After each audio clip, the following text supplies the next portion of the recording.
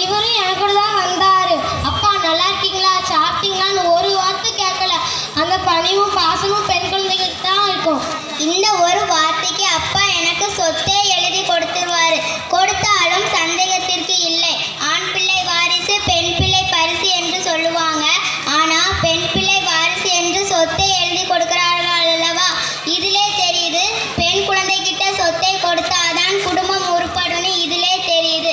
இவரும் சொல்றாரே, சேவலுக்கு கொண்டை இருக்கும், ஆண் மானுக்கு கொம்பு இருக்கும், ஆண் சிங்கத்துக்கு பிடரி இருக்குன்னு சொல்றாரே. ஆண் சிங்கம் வேட்டையாட போகாது, இருந்து திங்கும். இப்போ எல்லாம் 1000 ஆண் பிள்ளை பிறந்தாலும் ஒரு பெண் பிள்ளை பிறந்தால் மகாலட்சுமியே வந்து பிறந்துட்டா என்பாங்க.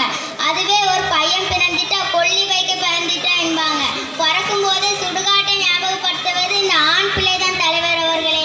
அதான் நாம செம கில்லாடி தலைவர் அவர்களே. அப்படியா? நான் ஒரு சம்பவம் சொல்லட்டுமா? சொல்லுங்களேன். ஒரு ஊர்ல அம்மா, அப்பா, ஒரு பொம்பளை பிள்ளை, ஆம்பளை பிள்ளை 4 பேரும் ஒரு ஃபங்க்ஷனுக்கு போனாங்க. அப்போ அங்கே ஃபங்க்ஷன் வரவேற்பதுக்காக ஒரு தட்டு நிறைய சாக்லேட் வச்சுருந்தாங்க. அப்போ அந்த ஆம்பளை பையன் ஓடி போய் அவன் கையால் 3 சாக்லேட் எடுத்துட்டானா. அந்த பொம்பளை பிள்ளை புத்திசாலியா, அங்கிள் நீங்களே எடுத்து கொடுங்க அப்படி சொல்லி அங்கிள் கை நிறைய வாங்கிட்டாளாம். அப்போ அந்த ஆம்பளை பையன் அதை பார்த்து கேட்டானா, எப்படி உனக்கு மட்டும் இவ்வளோ நிறைய சாக்லேட், எனக்கு 3 தான் கிடச்சிச்சு அப்படி கேட்டானா. அப்போ அந்த பொம்பளை பிள்ளை சொல்லிச்சா,